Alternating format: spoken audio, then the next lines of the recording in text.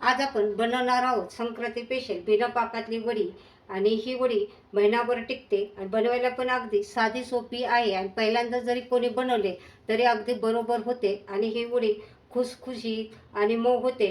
लहान मुलं आणि वयस्कर माणसं सुद्धा खाऊ शकतात. अशा पद्धतीने ही वडी बनते आणि खायला पण अगदी टेस्टी आहे आणि बनवायला पण अगदी सोपी आहे. चला तर मग आपण बनवायला सुरुवात करूया.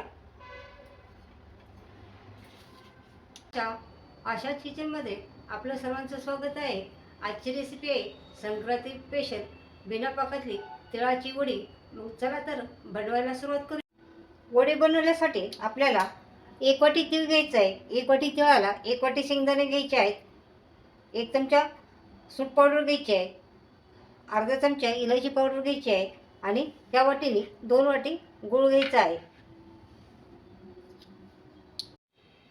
आता आपण जे 1 वाटी तीळ घेतलेलं आहे ते तीळ आपल्याला आपण आता कढई गरम करायला ठेवलेली आहे.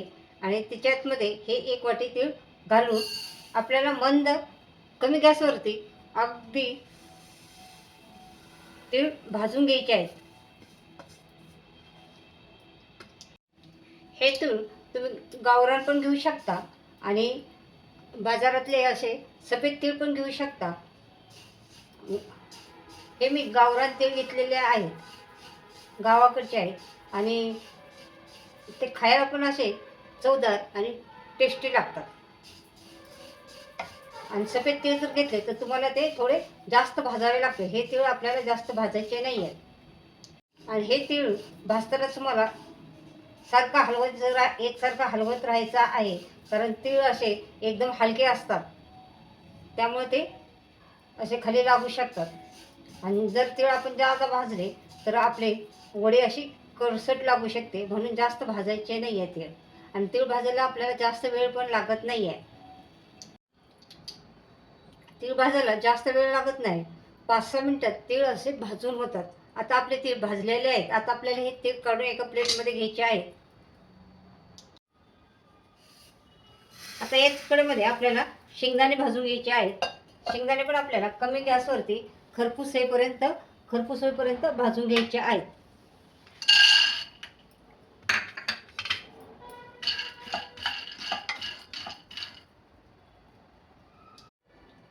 अशा प्रकारे आपले शेंगदाणे भाजलेले आहेत. बघा, असे खरपूस शेंगदाणे भाजले आहेत. खडखड आवाज येते बघा. आता हे शेंगदाणे आपल्याला एका प्लेटमध्ये काढून थंड करून ते ह्याचे छिलके काढून घ्यायचे आहेत. आपले शेंगदाणे थंड झालेले आहेत आणि शेंगदाण्याचे मी असे छिलके काढून घेतलेले आहेत. हे बघा, शेंगदाण्याचा आवाज पण कसा येतो, असं होऊन द्यायचे शेंगदाणे. आता शेंगदाणे आपले तीळ थंड होत आहेत तोपर्यंत आपण ज्या ताटामध्ये आपल्याला वड्या बनवायच्या आहेत त्या ताटाला आपल्याला तूप लावून घ्यायचं आहे. हे पहा, हे ताटात मी वड्या बनवणार आहे. आणि आता हे सगळं ताटाला वरपर्यंत सगळं एकसारखं आपल्याला हे तूप लावून घ्यायचं आहे, म्हणजे आपल्या वड्या एकदम व्यवस्थित निघतील, असे चिकटणार नाही आहेत. हे पहा,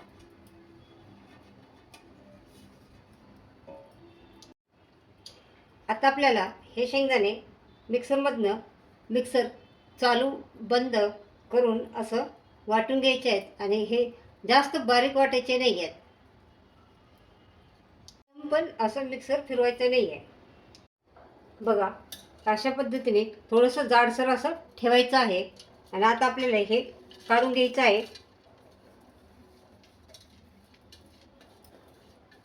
आणि त्याच्यानंतर याच्यातच आपल्याला तीळ पण वाटून घ्यायचे आहेत.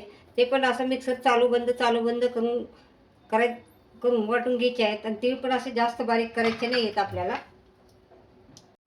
आता तीळ पण आपल्याला वाटायचे आहे. पण हे सगळं शेंगदाणे तीळ आपल्याला पूर्ण थंड करून घ्यायचे आहेत. आपल्याला तीळ थोडे जाडसरच ठेवायचे आहेत. हे पहा, अशा पद्धतीने. आता हे सगळं मिश्रण आपल्याला एकत्र करून घ्यायचं आहे, तीळ शेंगदाण्याचं कूट. हे पहा, आणि आता याच्यामध्ये आपल्याला जे आपण सूप पावडर घेतलेली आहे ती सूप पावडर घालून घ्यायची आहे. आणि जे इलायची पावडर घेतलेले आहे ते इलायची पावडर पण याच्यामध्ये घालून मिक्स करून घ्यायचे आहे आपल्याला हे सगळं मिश्रण. आता आपल्याला कढई गरम करायला ठेवायची आहे आणि त्याच्यामध्ये 1 चमचा तूप घालायचं आहे. तूप थोडं वितळून द्यायचं आहे. हे पहा, तूप वितळलं की हे आपण 2 वाटी गूळ घेतलेला आहे, हा गूळ आपल्याला याच्यामध्ये वितळून घ्यायचा आहे नुसता. गॅस आपल्याला कमीच ठेवायचा आहे. नुसता गूळ आपल्याला वितळायचा आहे. आपल्याला गुळाचा पाक करायचा नाहीये.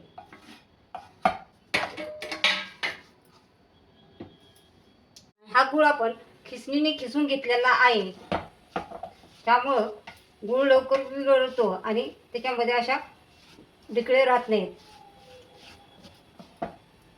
गूळ आपल्याला खिसणीने खिसूनच आपण गुळामध्ये याच्यामध्ये तूप घातल्यामुळं आपले वडीला पण असे चकाकी येते.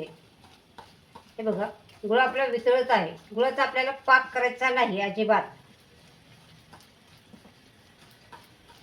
फक्त वितळून घ्यायचा आहे. आता गूळ सगळा वितळलेला आहे, तुम्हाला दिसतंय. याच्यामध्ये आता आपण जे शेंगदाण्याचं तिळाचं कूट करून घेतलेलं आहे ते कूट आपण याच्यामध्ये घालणार आहोत. हे पहा, हे घालून चांगलं मिक्स करून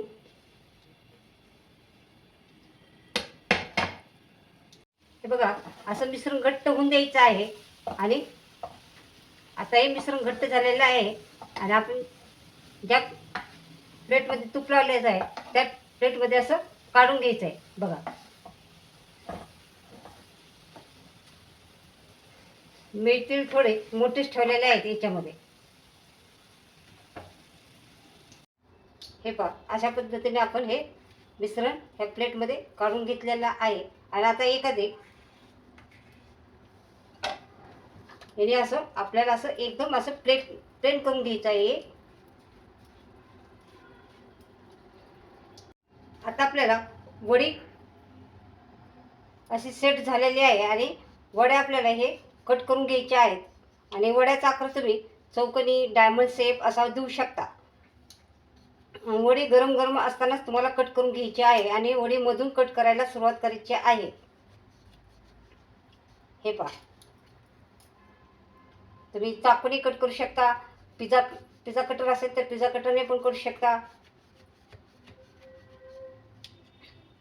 एकदम गरम असताना पण करू नका, हलकेसे असं कोमट असताना तुम्ही वडी कट करा.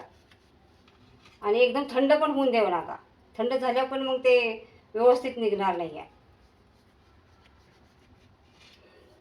आणि आता हे आपण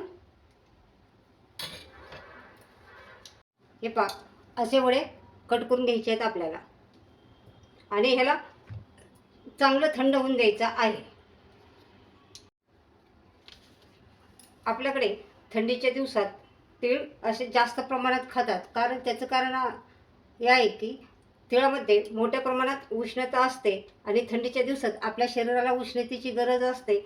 आणि तिळामध्ये कॅल्शियमचं प्रमाण पण भरपूर असतं, त्यामुळे आपल्या हाडांना बळकटी मिळते. म्हणून थंडीच्या दिवसात तीळ खाल्ल्या जाते. आणि ज्यांना म्हणजे सगळ्यांनीच थंडीच्या दिवसात तीळ खाल्लं पाहिजे. ज्यांना सांधेदुखीचा, हाडांचा त्रास आहे त्यांनी दररोज नेहमी रेग्युलर 1 चमचा तीळ हे खावेत. त्यामुळे आपल्या हाडांना बळकटी मिळते आणि सांधेदुखीचा त्रास पण कमी होतो. आता वड्या आपल्या थंड झालेल्या आहेत. आता आपल्याला साईडने अशा मोकळ्या करून घ्यायच्या आहेत. साईडने अशा सगळ्या अशा मोकळ्या करून घ्यायच्या आहेत आणि साईडने काढायला सुरुवात करायची. आता आपण एक काढून बघूया झाली का. वा, झालेली आहे आपली वडी. आता आपण सगळ्या वड्या काढून घेऊन या. आज आपण बनवली आहे संक्रांती स्पेशल तिळाची वडी. ही बिना पाकातली वडी आहे आणि करायला पण अगदी साधी सोपी आहे. तर अशा प्रकारे ही तिळाची वडी तुम्ही करून बघा. आणि अशाच किचनच्या चॅनलवरती नवीन असाल तर चॅनलला सबस्क्राईब करा, लाईक करा, शेअर करा, कमेंट करा. आणि अशी वडी कोणी बनवली त्यांनी मला कमेंटमध्ये सांगा. आणि आपण पुन्हा भेटणार आहोत पुढची नवीन रेसिपी येऊ. तोपर्यंत चला, बाय.